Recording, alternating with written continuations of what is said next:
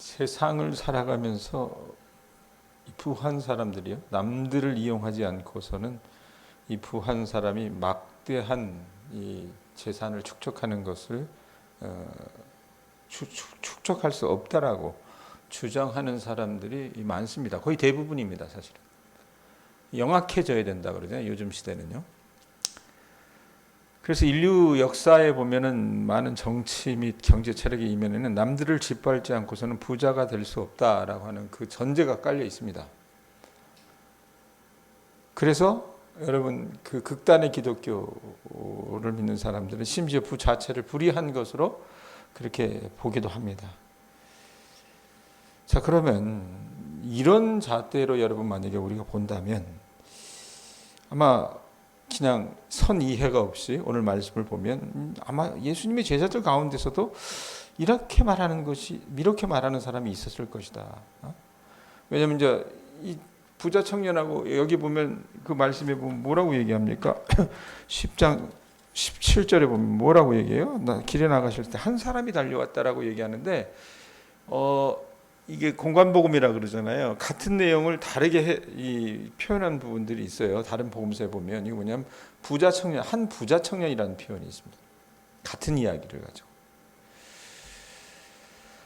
자, 그런데 제가 설교 초대도 얘기했지만 이 부라고 하는 것이 인류 역사 자고 이래로 보면 자기가 부하기 위해서는 뭔가 나쁜 방법을 써야 된다. 사람을 짓밟아야 부를 이룰 수 있다. 이렇게 생각을 하기 때문에 이제 우리가 그런 이해를 가지고 보면 제자들 입장에서는 주님께서 나중에 그렇게 얘기하시잖아요. 내가 가지고 있는 거 다 팔아가지고 그렇게 가난한 사람들 구제하라고 얘기하잖아요. 그랬을 때 이 제자들이 그 얘기 듣고 제자들이 여러분 뭐 소위 말하면 그 잘 사는 사람들은 별로 없었지 않습니까? 뭐 마태 정도였을까? 그러니까 주님이 이렇게 부자 청년에게 대응하시는 것을 보고 주님 정말 잘하셨어요. 주님의 나라에는 단 한 명의 부자도 발을 들이게 해서는 안 됩니다. 왜? 아주 못돼 먹은 인간들이거든요. 사람 등골 빼먹고. 이렇게 얘기할 수도 있을 것 같아요. 우리식으로 보면. 그런데 1세기에 여러분 부를 보는 관점은 전혀 달랐어요. 왜 그러냐면 26절 한번 보세요. 26절 보면 뭐라고 얘기합니까? 26절 읽어보세요. 뭐라고 얘기해요? 제자들이 매우 놀라 서로 말하되 그런즉 누가 구원을 얻을 수 있는가 하니. 자, 주님하고 예수님하고 이 부자 청년하고 이제 이렇게 선문답하듯이 이야기를 주고받다가 예수님이 나중에 해법으로 제시하는 게 뭐냐면 내게 있는 것을 다 팔아가지고 가난한 사람들을 에게 나누고 나를 쫓으라고 얘기했을 때 이 사람이 사색이 돼서 돌아갔잖아요. 그랬을 때 그 사건을 보고 제자들의 그 반응이 26절에 나온 거예요. 제자들이 뭐라고 얘기하냐면 매우 놀라 서로 말하되 그런즉 누가 구원을 얻을 수 있는가 하니. 이게 무슨 말이냐면 이 부자 청년이 아니면 누가 구원을 받을 수 있다는 말인가? 이게 무슨 말이냐면 여러분 당시 근동 아시아에서 아시아 속 이권의 문화는요, 이 부를요 사람이 부하게 되는 것은 착한 행실의 결과로 봤습니다. 아브라함도 그런 케이스잖아요. 네? 이삭도 그런 케이스였고. 그래서 이 유대인들에게는 어떤 사고방식이 있었냐면 1세기에는 제자들은요 착하게 살면 하나님께서 재물을 복으로 주신다고 하는 그런 사고관이 있었어요. 그렇게 믿었습니다. 그게 그 당시 사람들의 사고관이었어요. 그렇게 보면 여러분 구약의 욥의 친구들, 우리가 욥기 읽었지만 욥의 친구들이 와서 욥을 막 정죄하잖아요. 정죄하는 이유가 뭡니까? 그런 사고관을 갖고 욥을 바라봤던 겁니다. 그가 하나님 앞에 신실하게 했을 때는 동방의 부자였지만 네가 이렇게 쫄딱 망한 거는 그건 네가 하나님 앞에 뭔가 악을 행했기 때문에 그거 다 걷어가신 거다 이렇게 생각을 했다고 말입니다.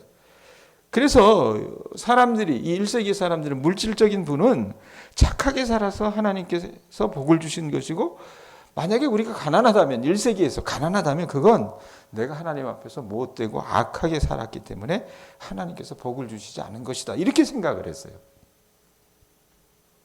자, 그런데 이게 그 당시 사람들의 생각이었다면 예수님이 이제 이 부자 청년하고 이 얘기 저 얘기 하시잖아요. 그랬을 때 예수님은 그런 1세기 사람들의 사고방식을 받아들이지 않으셨습니다.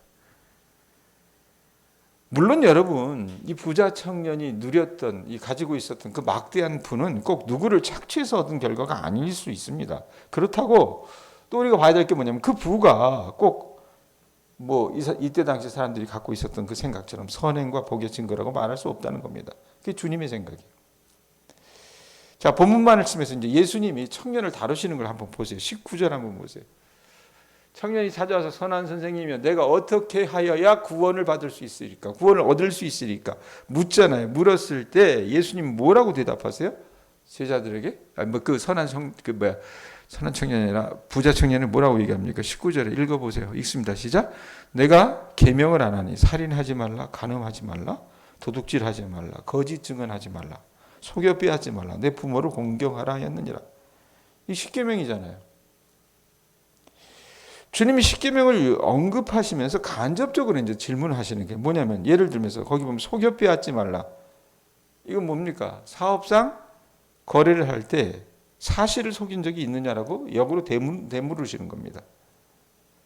어제 제가 어떤 책을 읽었는데 거기 인물 중에 하나가 그 장안에서 소위 말하면 포목점 해가지고, 지금은 여러분 포목점 거의 사라졌잖아요. 포목점 해가지고 꽤나 돈을 많이 벌었던 분이에요.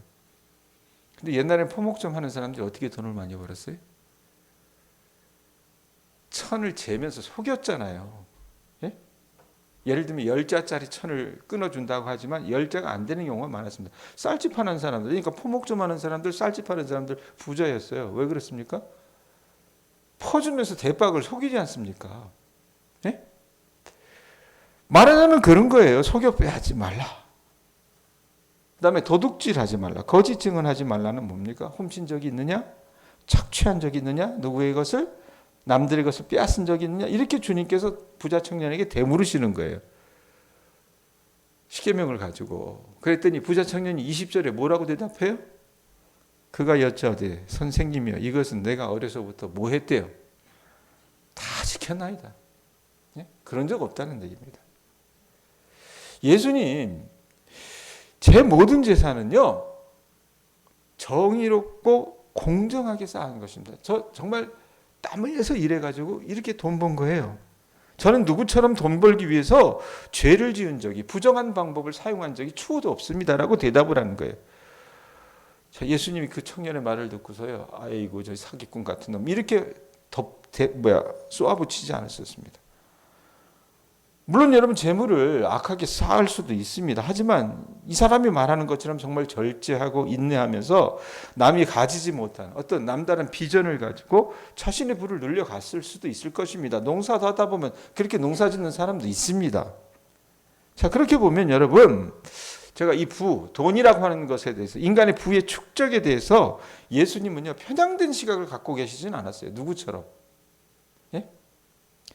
그러니까 예수님은 우리가 돈을 갖는 것 그 자체가 잘못이라고 말씀하시지 않으세요. 자, 그런데 그럼에도 불구하고 예수님은요, 오늘 말씀해 보면 뭐라고 얘기합니까?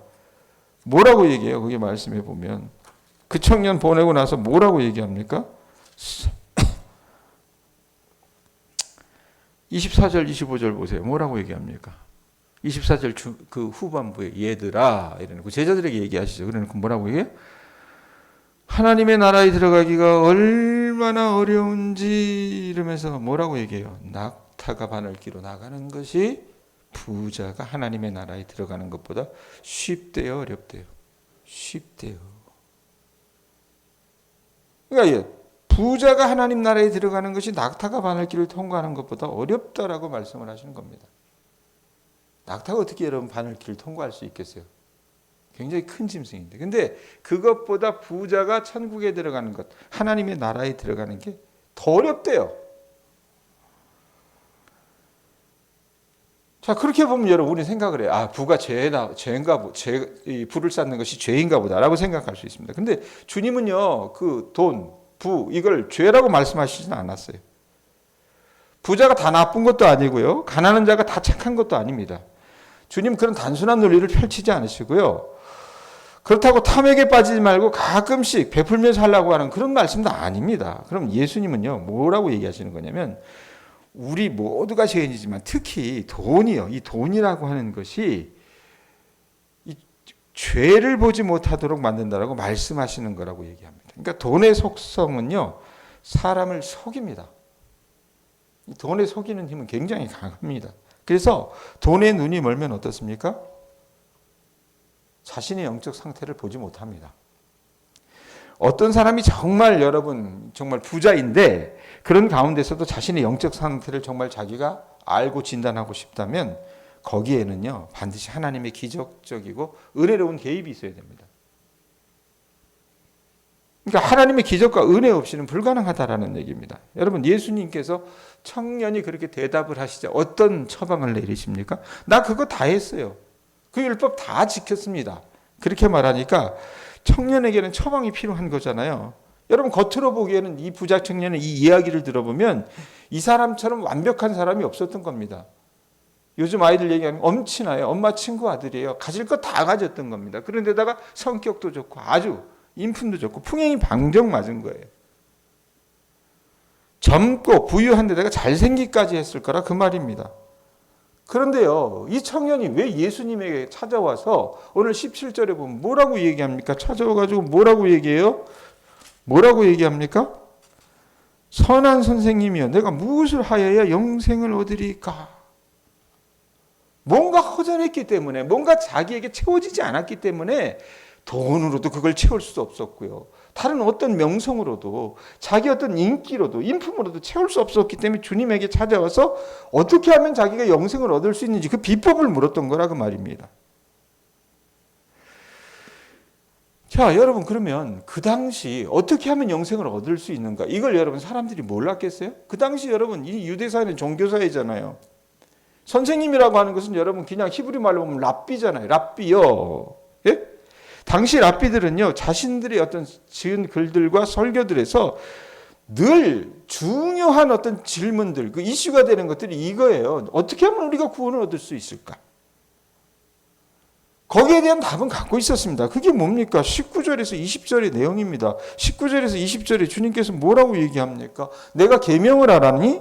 살인하지 말라, 간음하지 말라, 도둑질하지 말라, 거짓 증언하지 말라, 속여 빼앗지 말라. 내 부모를 공경하라 해야 하느니라. 그가 여짜오되 선생님이여 내가 어려서부터 다 지켰나이다라고 얘기를 해요. 이거 간략하게 요약하면 뭡니까? 제가 하나님의 법을 지키고 모든 죄를 피했다라고 얘기해요. 그러니까 이걸 여러분 그 당시 율법 선생들이 다 가르쳤어요. 여기에 대해서는 여러분 뭐 토를 달 사람이 없을 것입니다. 자, 그거 여러분 모르고 찾아온 게 아니잖아요, 이 사람이. 그런데도 자기가 어떻게 하면 영생을 얻을 수 있겠습니까? 물어요. 주님이 여러분 뭐라고 얘기하십니까? 뭐라고 얘기하세요? 21절 중간 부분에 보면 뭐라고 얘기하세요? 그를 보시고 사랑하라 이르시되, 그래놓고 뭐라고 해요? 내게 아직도 몇 가지? 한 가지 부족한 것이 있으니, 이 표현하죠. 예수님은요, 이 부자 청년의 그 속내를 아주 꿰뚫어 보고 계셨어요. 뭔가 이 사람이 다 가졌지만, 사람들이 봤을 때는 칭송을 하고 세워주지만, 이 청년 안에 뭔가 공허한 것에 시달리고 있다는 것을 알았던 거라 그 말입니다.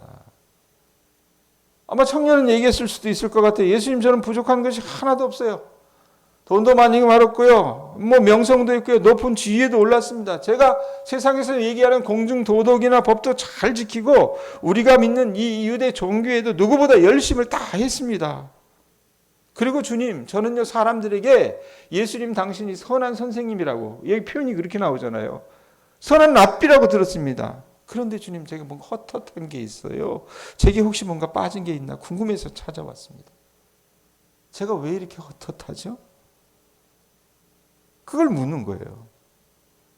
청년이 빼먹은 게 있었어요. 그래서 뭐라고 얘기합니까? 내게 아직도 한 가지 부족한 것이 있으니.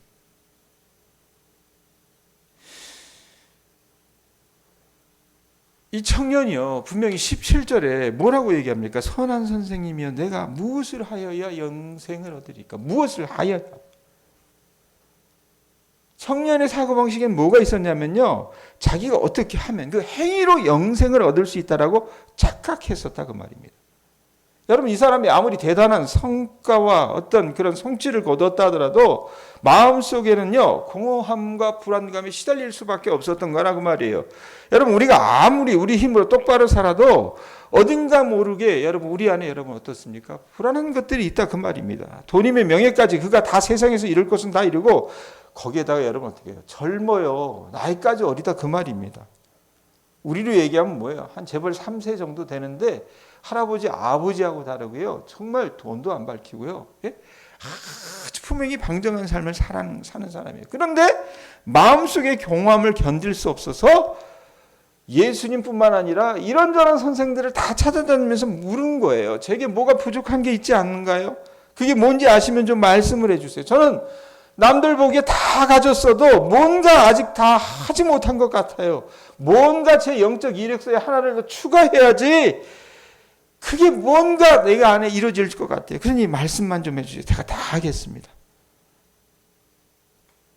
그러면서 여러분 주님께서 먼저 청년에게 대답을 하세요. 무엇을 하여 내가 영생을 얻을 수 있겠습니까? 라고 얘기하니까 주님이 18절에 뭐라고 얘기합니까? 예수께서 이르시되 내가 어찌 나를 선하다 일컫느냐. 왜냐하면 이 청년이 예수님을 선한 선생님이야 이렇게 얘기했잖아요. 그러면서 하나님 한 분 외에는 선한 이가 없느니라. 내가 왜 나를 선하다고 하느냐. 나는 선하지 않다. 그런 뜻은 아니에요. 이 말은 네가 나를 한나 랍비 그 선생으로 생각하고 와서는 어찌 선하다고 말할 수 있느냐. 내가 생각하는 선과 악의 개념은 조금 문제가 있는 것 같다라고 얘기하시는 거라고 말입니다. 그러면서 주님은요 이 청년이 잘했던 것을 어떻게 칭찬하고 격려해 주셨어요. 인정해 주셨습니다. 예? 인정해 주셨다 그 말입니다. 그래놓고 21절에 보면 이 청년이 해야 될 것을 아예 딱 그냥 전곡을 찔러서 21절 보세요. 21절 읽습니다. 시작. 가서 내게 있는 것을 다 팔아 가난한 자들에게 주라. 그리하면 하늘에서 보화가 내게 있으리라. 그리고 와서 나를 따르라 하시니. 이게 무슨 뜻이냐? 너가 정말 그 마음에 헛헛한 것을 채우고 너가 정말 나를 따르고 영생을 얻고 싶다면 첫 질문이 그거였잖아요. 그거였다면 당연히 간음을 저지르지 말아야 된다. 남을 속이거나 살해하지도 말아야 된다. 이거 십계명 다 얘기했잖아요. 그리고 나쁜 짓도 하지 말아야 된다. 하지만 단순히 그런 것들만 회개하면 기껏해야 너는 종교적인 사람만 될 뿐이다. 종교인만 될 뿐이다. 내가 정말 영생을 얻고 싶으냐? 네가 정말 주 하나님과 친밀한 관계를 맺고 싶으냐? 허전한 그 느낌에서 벗어나고 싶으냐?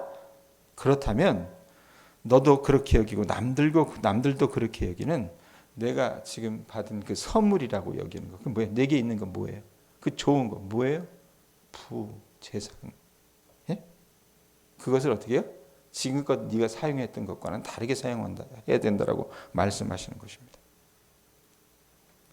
여러분 내게 있는 것 이거 여러분 그냥 다르게 표현하면 팀 켈리 같은 사람은 좋은 것이라고 하는 표현을 해요. 우리는요 이 좋은 것들을 사용할 때 여러 모양으로 사용해요. 그 좋은 것들로요 남들이 볼 수 없는 우리의 어떤 흠을 감추기 위해서 사용하기도 합니다. 그래서 제가 연희동에 있을 때는요 그 동네 부모들은요 아이가 좋은 대학에 가기를 원해요. 그 동네 부모들은요 서로 모이면 우리로 얘기하면 목장 모임을 하면요 자기 자식들이 스카이 대학 나오지 않으면요 입을 열지를 못해요. 그러면 인류대학을 못 보냈잖아요. 그럼 어떻게 해야 돼요? 애는 머리가 안 되고. 그럼 그걸 커버할 수 있는 방법이 있습니다. 뭔지 아십니까? 돈이 좀 있는 집은요 미국이나 영국으로 유학을 보냅니다. 그 돈이 그걸 가능하게 한다고 말이에요. 흠이 있다고 하더라고요. 또 우리 마음의 빈곤을 해결하기 위해서 물질적인 부를 위해서 좋은 것들을 사용하는 사람들도 있기도 합니다. 또 자신들의 어떤 열등감을 해결하기 위해서 또 어떻게 보면 사람들이 육체적인 아름다움을 위해서 좋은 것, 이 돈을 사용하는 사람들이 있습니다. 성형수술 하잖아요. 예? 더하기는 어떻습니까? 남들보다 내가 우월하다, 남들보다 내가 잘났다라고 하는 것을 느끼기 위해서 또 남들을 자기 마음대로 조정하기 위해서 그 돈이라고 하는 것을 사용하는 사람들이 있다고 말입니다. 여러분 돈 앞에서 여러분 사람들이 간사해지잖아요. 그 가져다 놓고 어떻게 해요? 먹여요. 심지어는 어떻습니까? 신앙을 갖고 있는 사람들이 그런 얘기를 해요. 하나님께 자신의 좋은 것들, 예를 들면 헌금을 조금 해요. 더 남들보다. 조금 더 해놓고 사람들과 하나님 앞에 그것을 내세우면서 하나님 제가 얼마나 잘했습니까? 좀 봐주세요. 하나님 이래도 제 기도 들어주시지 않을 겁니까? 하고 의시되는 사람들도 있다고 말입니다. 이건 모두가 여러분 자기에게 있는 그것, 그러니까 내게 있는 것을 주님께서 어떻게 팔아가지고 가난한 자들에게 주고 주님을 쫓으라 그랬잖아요. 자기에게 있는 그것, 예? 좋은 것들로 하나님과 남들을 어떻게 조종하려고 하는 그런 심보를 갖고 있는 사람들이 여러분 비일비재하다 그 말입니다. 그래서 예수님은 부자 청년에게 아예 말씀하신 게 뭐라고요? 너는 내 부와 성과에 믿음을 두고 있었구나. 이제껏 그러니까 어떻게 내가 무엇을 하여야 영생을 얻을 수 있으리까? 하지만 그럴수록 너는 하나님과 멀어질 거야. 지금 너는 하나님을 그저 어떤 리더로만 여길 뿐 구세주로 삼지 않고 있구나. 그것을 어떻게 하느냐고 한번 내가 돈 없이 산다고 한번 생각을 해봐라. 여러분도 한번 생각을 해보세요. 여러분 돈 없이 산다고 생각해 보세요. 너 부자 청년이 갖고 있는 오늘로 얘기하면 어떤 뭐 유산이나 통장이나 하인들 저택까지 전부 다 만약에 내 앞에서 사라져 버리고 오직 내 앞에 나 예수만 있다고 생각해 봐라. 그래도 너는 행복할 수 있겠니? 묻는 거예요. 청년이 어떻게 대답합니까? 어떻게 반응해? 22절 보세요. 내게 있는 거 다 팔아가지고 가난한 자들에게 주라. 에? 그러면서 주님을 따르라고 얘기하니까 청년이 어떻게 대답해? 22절. 그 사람은 뭐라고 얘기해요? 재물이 많은 거로 이 말씀으로 인하여 어떻게 됐대요? 슬픈 기색을 띠고 근심하며 가니라 그랬습니다. 예수님이요. 모든 재산을 이 청년에게 포기하라고 답하시자 청년은요. 슬픈 기색을 띠고 갔다 그랬는데 이게 비탄에 잠긴 거예요. 완전. 왜? 말씀에도 보면 분명히 얘기하지 않습니까? 그 사람은 뭐 하대요? 재물이 많은 거로. 이 청년에게 있어서 여러분 돈은 전부였습니다. 돈은요, 이 청년에게 있어서 살아있는 신이었다는 얘기입니다. 그랬기 때문에 자기에게 돈을 잃는 것이 곧 자기 자신을 잃는 것이나 다를 바 없었다는 얘기예요. 자, 이제 정리합니다, 여러분. 우리가 부자 청년의 모습을 봤어요. 그럼 우리는 어떻습니까? 우리도 부자 청년처럼 우리에게 있는 그 좋은 것, 그 돈, 이것을 중요시 여기지 않습니까? 그것을 생명처럼 여기지 않느냐 그 말입니다. 그래서 여러분 우리는 현세에서 더 부자가 되기를 갈망하고 내세에도 그것이 이어지기를 바라면서 신앙생활 하지 않습니까? 그러면서 어떻게 청년처럼 예수님을 선한 선생님 정도로 여러분 착각하며 그렇게 신앙생활 하지 않느냐 그 말입니다. 여러분 이 새벽마다 여러분들이 나오셔서 어떻게 보면 우리의 생각과 우리의 바람과는 다른 그런 말씀을 들으면서 여러분이 정말 구원받은 자로 살아가고 싶다면 정말 주님과의 어떤 친밀한 교제, 그 영생에 그게 다 들어가 있는 거예요. 친밀한 교제를 누리고 싶다면 그 기쁨에 잠겨서 살아가고 싶다면 우리는요, 우리가 그렇게 소중하게 여기는 이 현세의 구세주, 살아있는 신이라고 하는 그 좋은 것, 내게 있는 것, 그 돈을 버릴 줄 알아야 합니다. 지금은요, 그 선교단체가 그렇게 영향력을 미치지 않는데 한국교회 선교단체 가운데 순회 선교단이라고 하는 선교단체가 있습니다. 불과 한 10여 년 전만 해도 이 선교단체의 젊은 아이들이 많이 이렇게 지원을 했어요. 그런데 이 선교단체가 그들을 허입이라 그래요. 그들을 받아들일 때 그 젊은 선교사들에게 그 소위 말하면 조건으로 거는 게 딱 하나 있습니다. 이게 뭔지 아십니까? 통장의 잔고를 0으로 만들어 놓고 오는 겁니다. 여러분이라면 하겠어요, 백권사님? 예?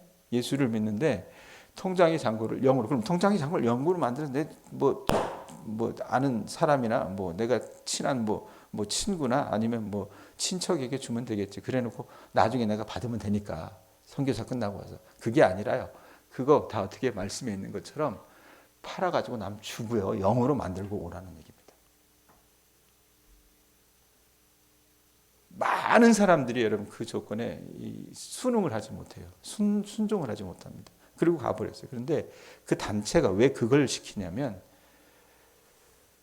오늘 말씀에 있는 것처럼 내게 있는 그 좋은 것이 그들에게 살아있는 신으로 작용하기 때문에 그것을 버리는 훈련을 시키는 거예요. 근데 실제로 재미난 건 뭐냐면 영으로 만들 때 실제 그들의 선교 현장에서 하나님이 일하시는 것을 눈으로 볼 수 있었다고 얘기합니다. 여러분 이게 선교 현장에만 가능한 일이라고 생각하십니까? 그렇다고 여러분들 제가 다 알거지가 되라는 얘기는 아닙니다. 돈은요. 돈은요. 본질적으로 악하지는 않지만 사람에게서 하나님에게서 우리로 하여금 하나님에게서 멀어지게 하는 아주 강한 힘을 갖고 있는 게 이 돈이라고 하는 존재입니다. 그렇다면 여러분들이 돈과 이 하나님 이것을 놓고 보셨을 때 이 우선순위를 분명히 하셔야 된다는 얘기예요. 그거 안 하고 대부분의 교인들 보면 어떻습니까? 헌금 생활 하는 것부터도 보면 그게 다 보여요, 사실은. 우리의 교인들이요, 99.9%가 그렇게 삽니다, 사실은. 하나님이냐, 돈이냐. 여러분들에게 물었을 때, 주님, 우리 교인들이 예수님의 이 음성을 들으시고, 한 번은 좀 결단해 보실 수 있었으면 좋겠습니다. 아셨어요? 버거워요. 힘들어요. 사실은 그걸 내놓는다는 게. 그런데 주님이 무슨 심보가 굳어서 여러분들에게 있는 거 다 뺏고 이런 게 아닙니다. 우리가 이 삶의 우선순위를 바로 할 때 참된 축복을 경험하게 될 줄을 믿습니다. 참된 영생을 얻게 된다 그 말입니다. 여러분들이 그런 자리까지 나가실 수 있기를 주님의 이름으로 축원드립니다.